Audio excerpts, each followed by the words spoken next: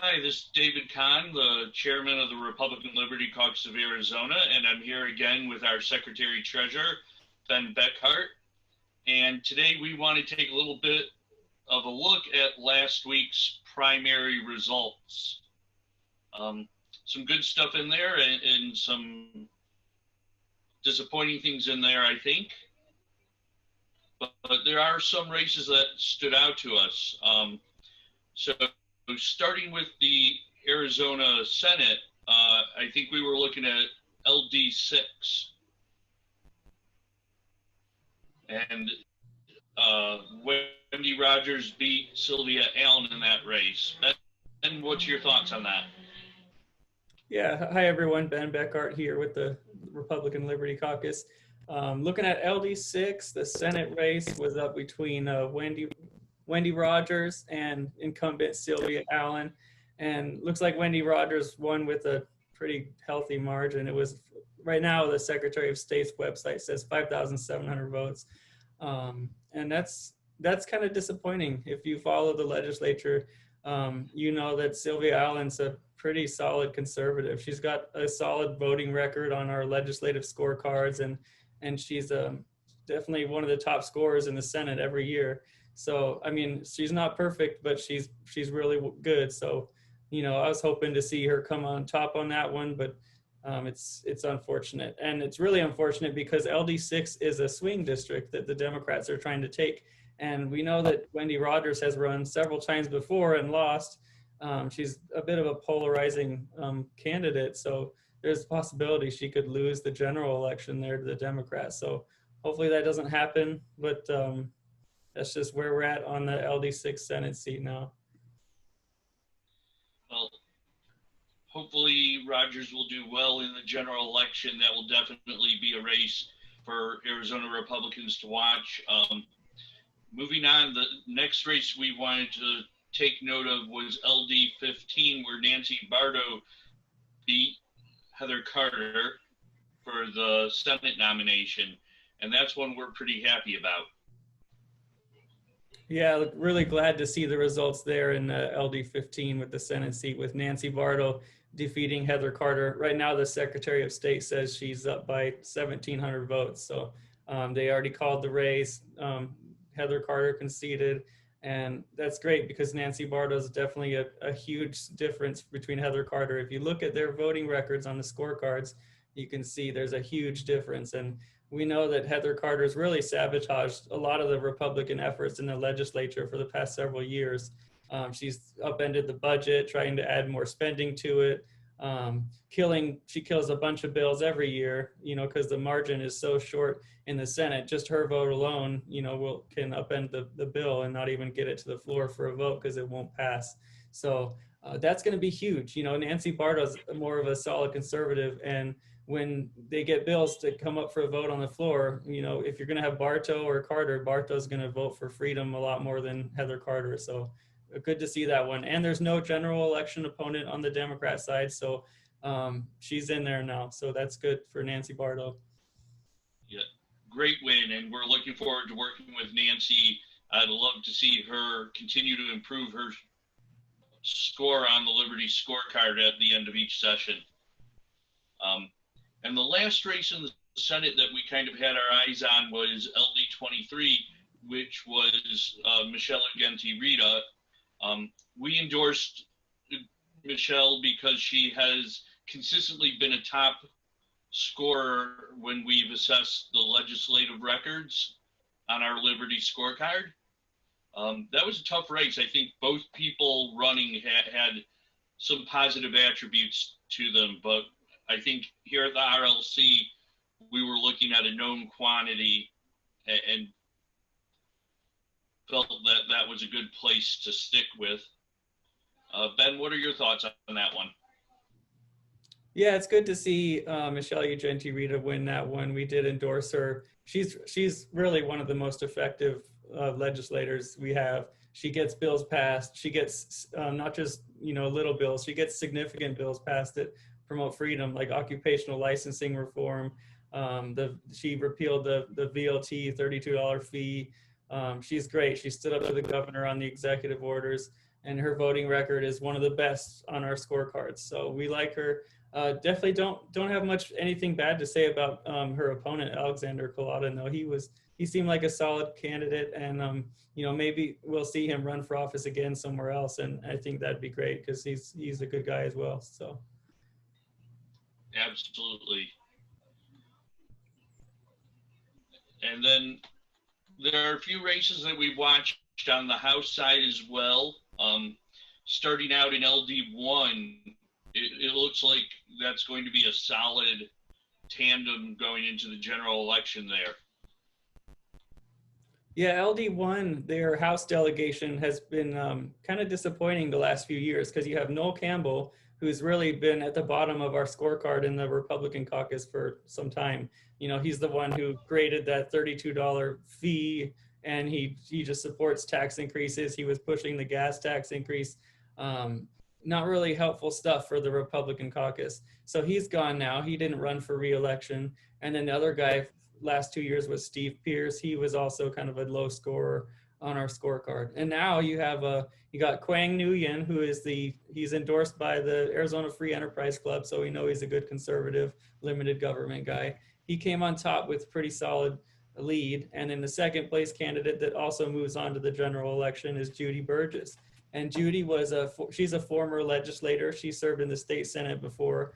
And on our first scorecard that we did for the 2018 term, 2017 to 2018, she was the second highest scoring state senator that term with a score of 97. So we know she has a solid voting record for freedom. So that's good to see some two solid, Liberty Republicans move on to the general election in LD1. Yeah, definitely hoping both of them win in November and looking forward to working with them next year. Moving on, we were looking at LD8, and I think that one is still pretty close. Yeah, the LD8 House race, it's still not, they haven't been able to call this one because it's still too close to call. It looks like David Cook is safe. He's going to win. He's on top for re-election, so he'll go forward. But the second seat is tied up right now between Frank Pratt, who's moving back from the Senate to the House, and then newcomer Neil Carter. Neil Carter right now, he's 81 votes behind Frank Pratt. And according to the Pinal County elections, their last update says all they have left to count is provisional ballots. I don't know how many provisional ballots they have to count, but we'll get an update on that on Monday, which is tomorrow when we're recording this. Really, I think the statute says if there's a 50 vote margin for a legislative race, they have to do an automatic recount. And with the 81 vote margin right now, if Neil Carter picks up 31 votes in the last count for the provisional ballots, they could do a recount. So this one's not decided yet, but it is leaning in Frank Pratt's favor. But definitely would like to see Neil Carter come on top of there because Frank Pratt has just a mediocre voting record on our scorecards, and Neil Carter seems to be running to the right of Frank Pratt. Yeah, so we will definitely be watching that over the next couple of days and hoping to see good things.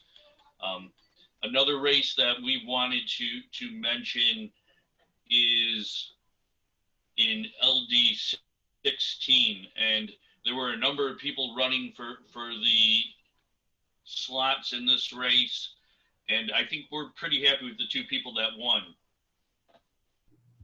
Yeah, looking at the LD 16 House race, you got Jacqueline Parker, who's way ahead. She's about 3,000 votes ahead of the second place person, which is John Fillmore, who's the incumbent. And it's really not very often that you see a new candidate get more votes than the incumbent in the House races. That's pretty remarkable, and it really shows how much work Jacqueline Parker put into her campaign and that her message really resonated with the voters.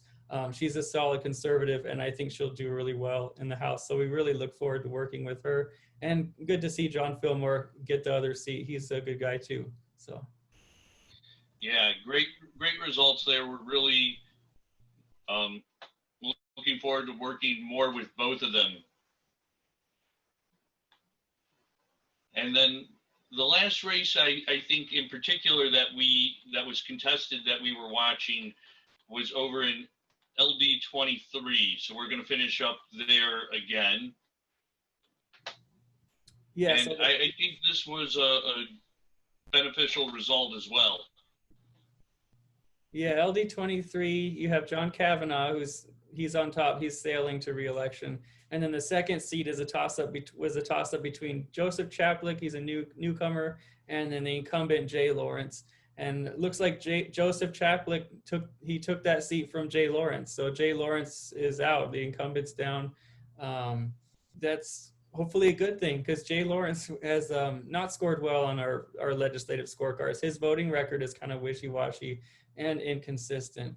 We don't know. I don't know a whole lot about Joseph Chaplik, but my understanding is that he's going to be more conservative than Jay Lawrence. So hopefully he'll be better on Liberty than Jay Lawrence. So hopefully this is a good thing to see in LD 23. Absolutely.